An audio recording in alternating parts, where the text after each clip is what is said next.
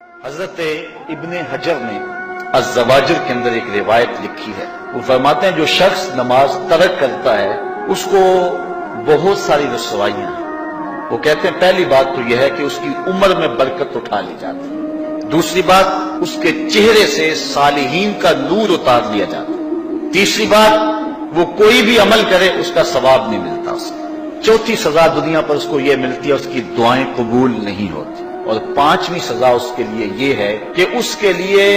جو نیک لوگ دعا کرتے ہیں ان دعاؤں کا حصہ اسے نہیں ملتا۔ مومن نیک سحری وقت اٹھ کے دعا مانگتے اللہ پوری امت پر کرم کر دے، تو یہ بھی امت میں شامل ہے، دعا اللہ والے کی تو قبول ہوئی لیکن اس کا حصہ نیک لوگوں کی دعاؤں سے نکال دیا جائے، یہ دنیا پر اس کو سزائیں ہیں۔ اور جب وہ مرنے لگتا ہے نزا کے وقت تین اس کو سزائیں ملتی ہیں، ایک تو بھوکا مرتا ہے، دوسرا پیاسا مرتا ہے، تیسرا ذلیل ہو کے مرتا ہے، اور قبر کے اندر اس کو تین سزائیں ہیں۔ حضرت امام ابن حجر کہتے ہیں ایک تو اس کی قبر تنگ کر دی جائے گی، حتیٰ کہ ادھر والی پسلیاں ادھر اور ادھر والی پسلیاں ادھر، دوسرا اس کی قبر میں آگ ڈالی جائے گی، جو اللہ کے حضور نہیں جھکتا اس کی قبر اس لائق ہے کہ اس میں آگ ڈالی جائے، اور تیسری اس کے اوپر ایک اژدہا مسلط کر دیا جائے گا جس کا نام ہے شجاع الاقرع،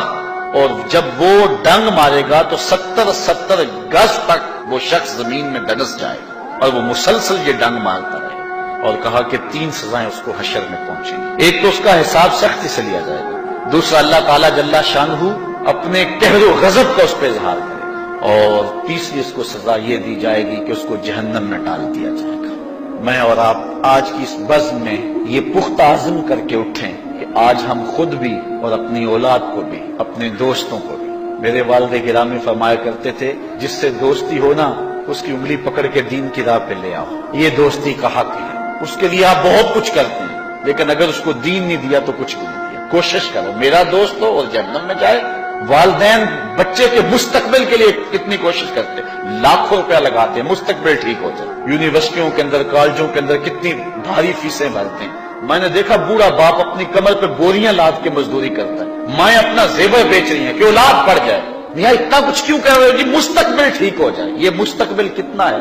20-25 سال کا، اور جو اصل مستقبل ہے اس کی فکر ہی نہیں کسی، اصل مستقبل تو وہ ہے۔ اللہ اکبر،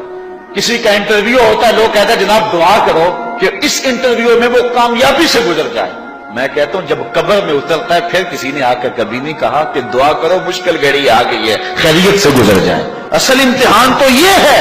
اگر اس امتحان سے گزر گیا تو کامیابی اور بامرادی۔ یہ تھوڑا سا مستقبل دنیا کا، اس کے لیے ہم کتنے پیسے لگا دیتے ہیں، سب کچھ اولاد کو آتا ہے، ہر شے فر پڑھتے اور بولتے ہیں، دعائے قنوت بھی نہیں آتی ہوتی، تو ہم اپنی اولاد کے لیے دین کا تحفہ اس کو کبھی نہ چھوڑیں۔ اچھا بعض والدین کی ایک سستی ہے، وہ آتے جناب تعویذ کر دو ہماری اولاد نماز نہیں پڑھتی، کہتے جی ہماری تو چلو گزر گئی، ہم تو نہیں پڑھتے یہ تو پڑھیں۔ میں کہتا ہوں یہ کیوں پڑھیں جب تم نہیں پڑھتے، تم مجھ سے تعویذ لینے آگے ہو، جو تعویذ اللہ کے رسول نے تمہیں دیا تھا کہ 7 سال کے ہوں تو پکڑ کے انگلی مسجد کا راستہ دکھاؤ، 10 سال کے ہو جائیں تو مار کے پڑھاؤ، ان کے سینے میں اللہ کا خوف داخل کرو، ان کو قرآن کی تلاوت سکھاؤ۔ علموا اولادکم 3 خصال، اپنی اولاد کو 3 چیزیں سکھاؤ، حب نبیکم، ایک اپنے نبی کا پیار سکھاؤ، وحب اہل بیت ہی، رسول اللہ کے اہل بیت کا پیار سکھاؤ، وتلاوت القرآن، اور قرآن کا پڑھنا سکھاؤ۔ چھین لو سیڑھیاں ان کے ہاتھوں سے گانے والی، چھین لو ان کے ہاتھوں سے ناول اور ان کے ہاتھ میں قرآن دے دو۔ کتنے خوش نصیب دن تھے، گلیوں سے گزرتے تھے گھروں سے قرآن کے پڑھنے کی آواز آتی،